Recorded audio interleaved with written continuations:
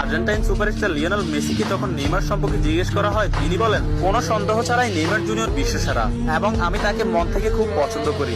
এবং Argentine midfielder Rodrigo De Paul বলেছেন, যারা নেইমার জুনিয়রকে ভালোবাসে না তারা ফুটবলই বোঝে না। ফ্রান্সের বিশ্বকাপ জয়ী কিলিয়ান এমবাপ্পে বলেছেন, নেইমার শুধু ফুটবলের রাজা নয়, মহারাজাও বটে।